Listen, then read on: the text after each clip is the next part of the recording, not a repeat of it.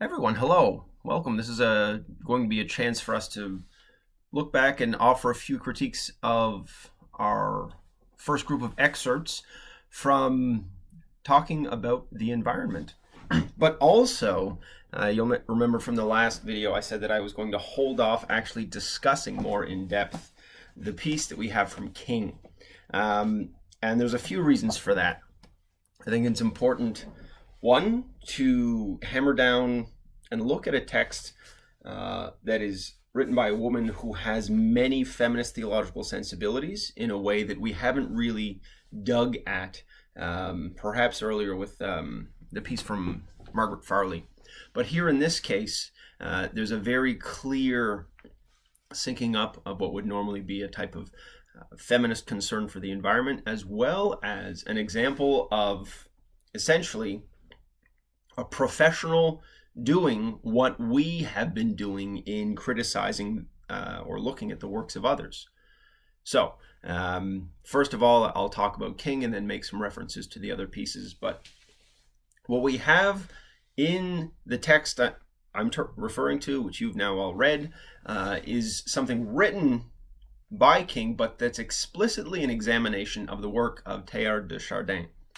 If this name is not familiar to you, I suspect if you pursue any type of theological education, it will only become more familiar. It pops up all over the place. He is, along with Thomas Merton, probably one of the two strongest voices within Roman Catholic mystical thought in the 20th century. They have two very different approaches. Thomas Merton was a monk who wrote very profound pieces and wrote just mountains of books and letters about the inner spiritual life, and was often in dialogue with other monastic traditions around the world.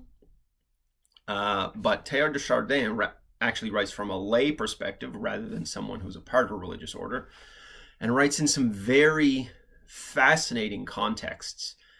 So what we get in this look at Chardin is almost a whole passage worth of context or social determinants that goes into us understanding how and why de Chardin went about picturing the material world, or in fact, the entire universe, this universe that's ignited by a fire of love.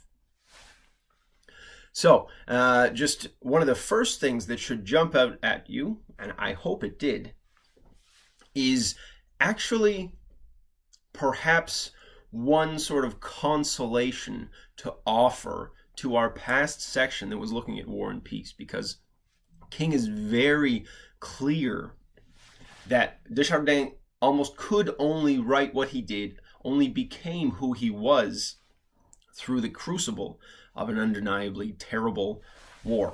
De Chardin was a member of an infantry unit, so he was a sort of boots on the ground soldier in World War I, and managed to live through 4 years of trench warfare, which in and of itself is an accomplishment.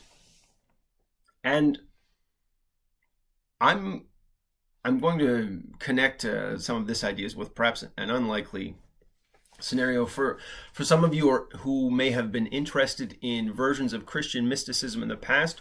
One of the most appealing ways to consider our faith in a Western context that still has intelligible elements of mysticism is to make appeals to Celtic Christianity. I know I myself first encountered this idea when I was at AST. And one of the hallmarks of any type of Celtic Christianity is a belief in the existence of thin spaces, places or moments in time where the transcendent and the immanent also have a bit of a rapprochement, where there's a connection between the two that is felt in a way that's sometimes beyond words. And with that in mind, it might strike you, or you might now go, aha. What King is talking about in de Chardin is actually the profound way in which he experienced war as a type of thin space. Not necessarily in between the transcendent and the immanent, but in between life and death, which is also a very significant rupture point or hard divide in the human life. And for Chardin, being in this environment, being in a war zone, was immensely productive. Now, I would never want to use language that talks about redeeming qualities of warfare, but I do think that there is in this one man's example a case of the divine, the possibility of divine presence or divine inspiration everywhere and anywhere. So, to quote, King says that Deschardins felt compelled to write his first essays between the battles of World War I, almost daily at the boundary of life and death. And then the imagery that she goes on to describe is that of love as a fire. And in that idea of fire, Chardin himself refers to the igniting, consuming, spreading capacity of fire, the fire which is divine love, but also admits that fire can burn. So thinking not only of, in general, the context of war, but if you'll remember in the piece we read from Benigno on the concept of violence as used in liberation theologies, was not merely a violence as evil acts of sort of aggression, but that in the very idea of violence there is an overcoming or a change of a previous order. So any creative act is in some sense, even if it's a very theoretical one, of a violent act. So creativity is a type of violence if we understand it in a very crude way. Deschardins echoes those ideas, in fact foreshadows them, because he writes before Benigno, in writing that fire itself can both hurt and yet also spark and spread and ignite a profound appreciation for the material. So we might find, or you might now hopefully recognize, some strange connections that demonstrate the way ideas and even connections to God and God's love can be found in the strangest of places, and almost perversely are more apt to be found in those places. There's a real sense in which the trenches of World War I were thin spaces. Now, this also meant that in these thin spaces, a tremendous amount of almost supernatural evil could in fact impinge upon the material world. The ways in which horrors of war were experienced also broke into everyday life for French peasantry, French citizenry. They weren't peasants at this time. For the soldiers who experienced these tremendous evils. But in that same thin space, at least one man connects in a very different way. And that example, I believe, should be instructive. Now, furthermore, what King does in talking about Chardin is bring out the profound connection to the material world that is actually experienced as a spiritual good.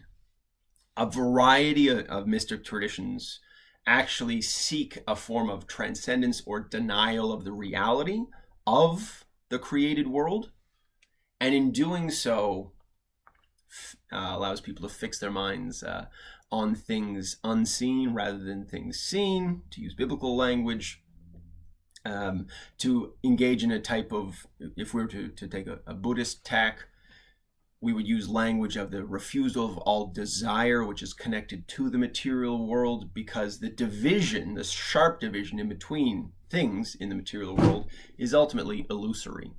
And so the true state of nirvana is actually experienced as the recognition that these false divisions are themselves merely illusions. So those strands of mystic thought can at times seem to deny the potential of the material world.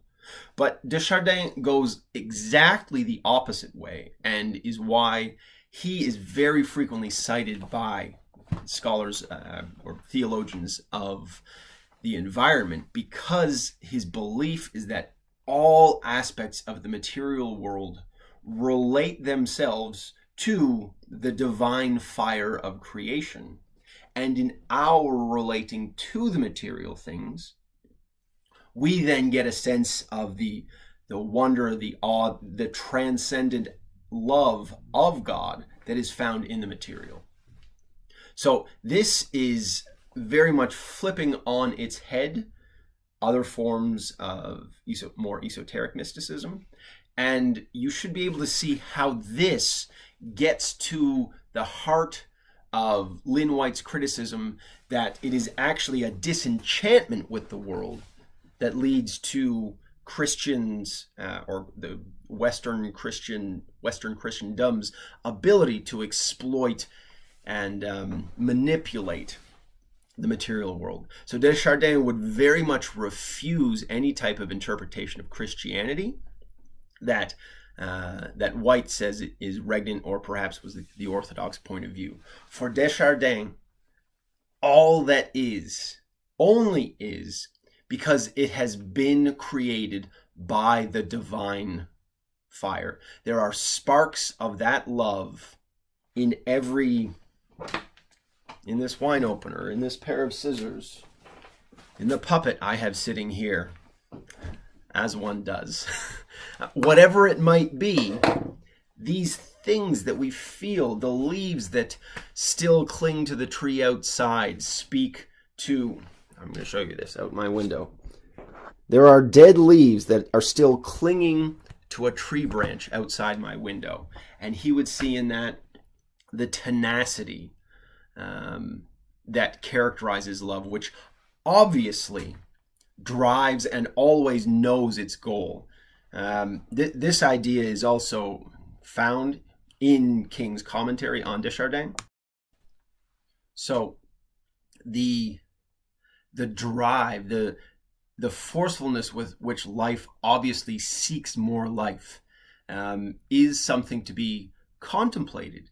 And Desjardins' hope is that in finding and recognize that divine fire, we will, as humanity, in fact, discover fire a second time.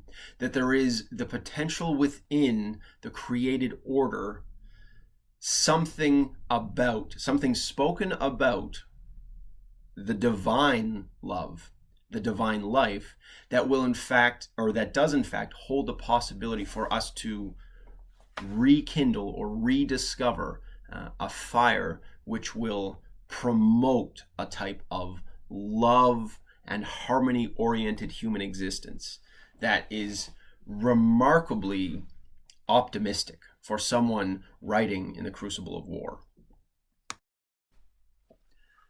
Now, what all of these pieces have in common is a type of view of the environment. I think that Gill leaves these or chooses texts which are perhaps not intentionally vague, but intentionally big picture. So they ask us to consider our position as humans very much in the world. And what I mean by that is that there are other perhaps more specialist theologians and ethicists who write on topics that are more precise. So there is a large field of animal studies, both within the secular academy and within Christian ethical circles, that asks us to consider the lived experiences and the lives of animals as being worthy of consideration, not only vis-a-vis humans, but as ends in and of themselves. Similarly, we find ethicists in the Christian tradition deeply concerned with the ethics of water, or the ethics of food, these very specific instantiations of products of the material world, like agricultural products, species who live amongst us in this created order.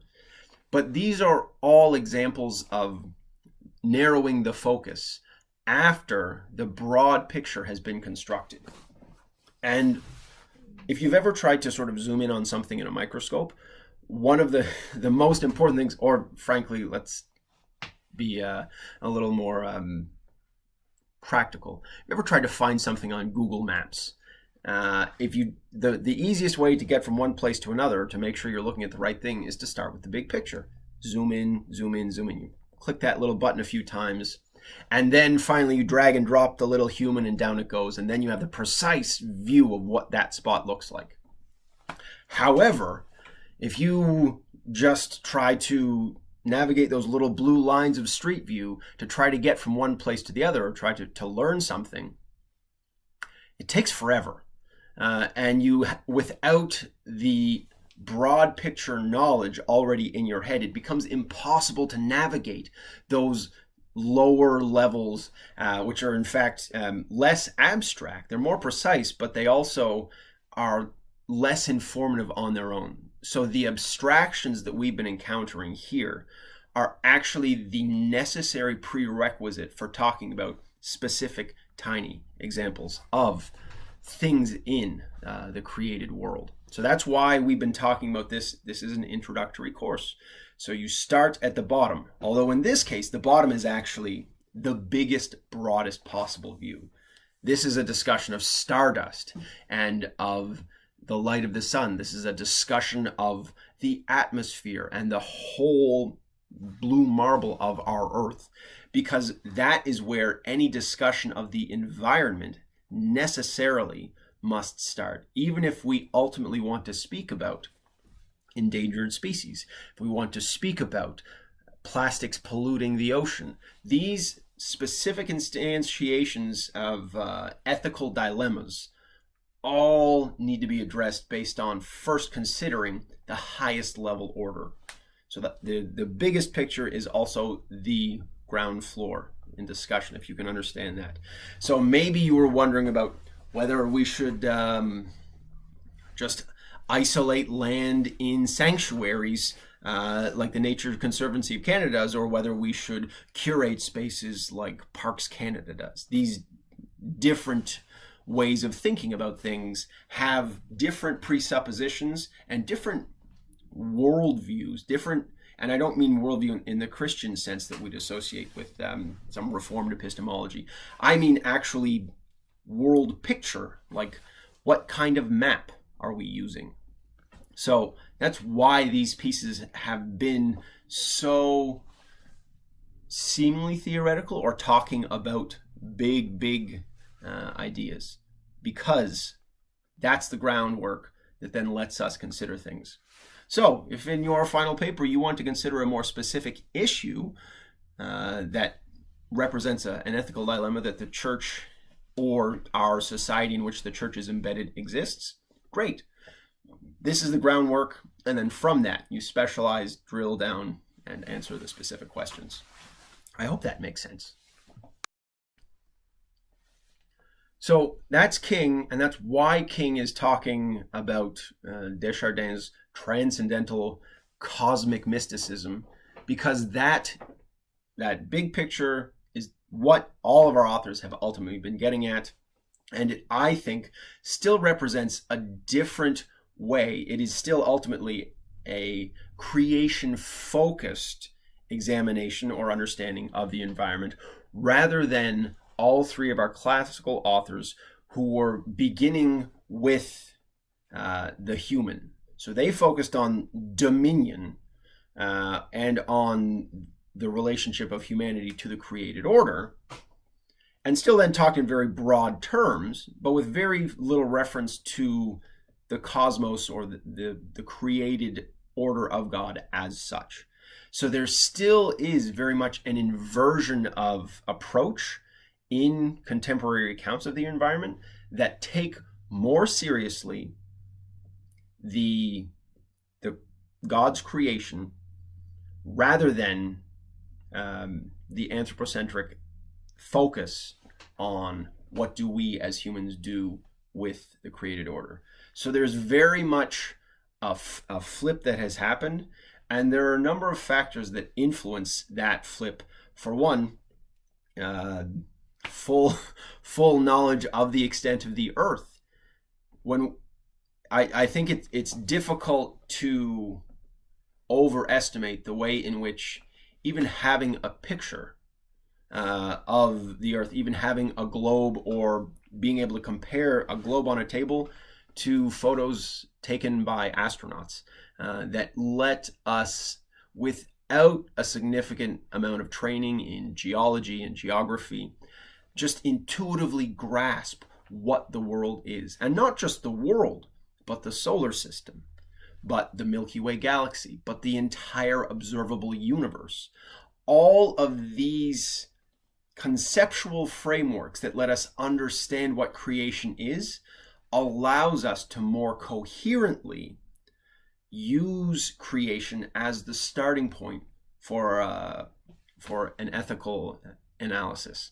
So those types of tools were inaccessible. This doesn't mean that Luther or Augustine knew nothing about the natural world, but they lacked the ability to have that big picture, which is also the ground floor. So they encountered difficulties discussing that creation-centric ethic.